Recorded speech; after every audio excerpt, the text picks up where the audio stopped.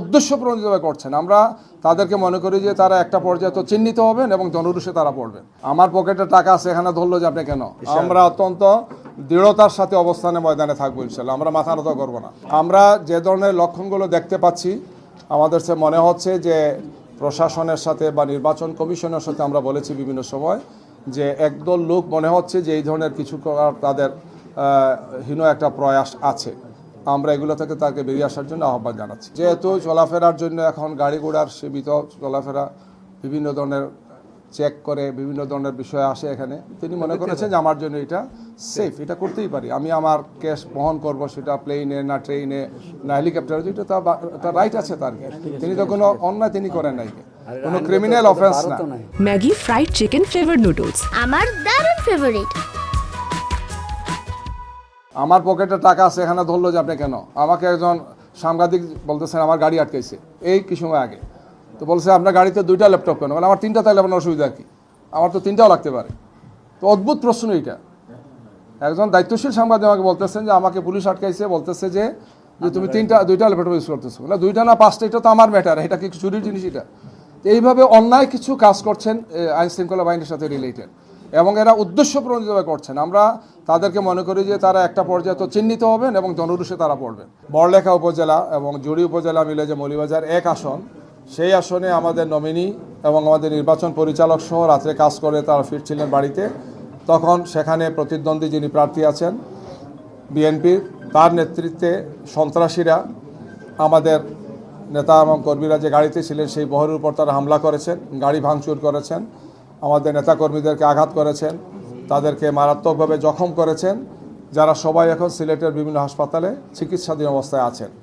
রাতের বেলায় returning officer এবং এসপি সাহেবকে জানানো হয়েছে, আমরা সেখানে থানায় গিয়ে মামলা করেছি, আমাদের দায়িত্বশীলরা সেখানে প্রেস ব্রিফিং করেছেন। এই ধরনের আরেকটি ঘটনা জাস্ট এর আগের দিন মৌলভীবাজার 3 আসন, যেটা রাজনগর, সেই আসনে আমাদের সর্বশেষ প্রচারণা ছিল, সেখান থেকে ফেরার পথে আমাদের নেতাকর্মীদের উপর হামলা হয়েছে, ছুরিকাঘাত করা হয়েছে, মারাত্মকভাবে তাদেরকে স্টেপিং করা হয়েছে। এই বিষয়গুলো আমরা সেখানকার আইনশৃঙ্খলা এবং রিটার্নিং অফিসার এবং তার সাথে যারা আছেন তাদেরকে আমরা জানিয়েছি।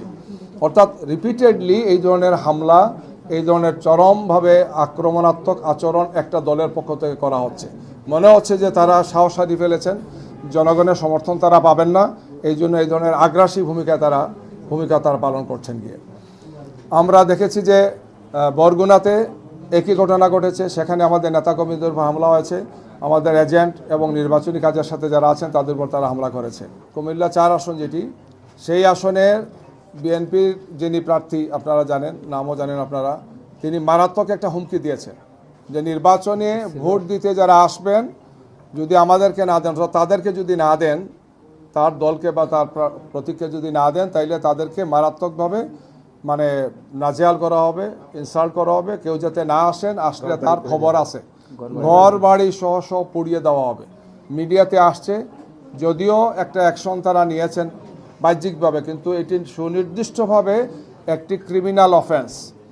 ভোটের এই সময় এইভাবে প্রতিপক্ষকে হামলা করা হবে, মারা হবে, ঘর বাড়ি জ্বালিয়ে দেওয়া হবে, হুমকি দেওয়া, হত্যার হুমকি দেওয়া হচ্ছে, এটা একটা ক্রিমিনাল অফেন্স।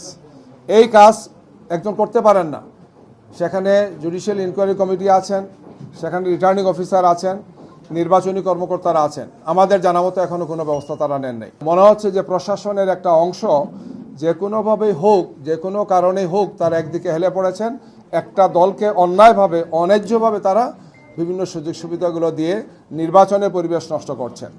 আমরা এটাও স্পষ্ট ভাষায় বলতে চাই যে অতীতে গত 16.5 বছর যে ইলেকশনগুলো হয়েছে, 15.5-16 বছর, যারা এগুলো করেছেন তারা অন্যায় করেছিলেন, এই নির্বাচনগুলো গ্রহণযোগ্য হয় নাই।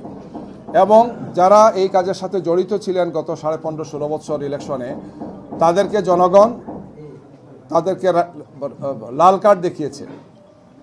এই নির্বাচনী কার্যক্রম এবং আইনশৃঙ্খলা বাহিনীর সাথে যারা আছেন, আমরা অনুরোধ জানাবো যে জনরোষের সামনে আপনাদেরকে একসময় পড়তে হতে পারে। কোনো অবস্থায় আপনারা আপনাদের নিরপেক্ষ অবস্থান থেকে আপনারা সরবেন না।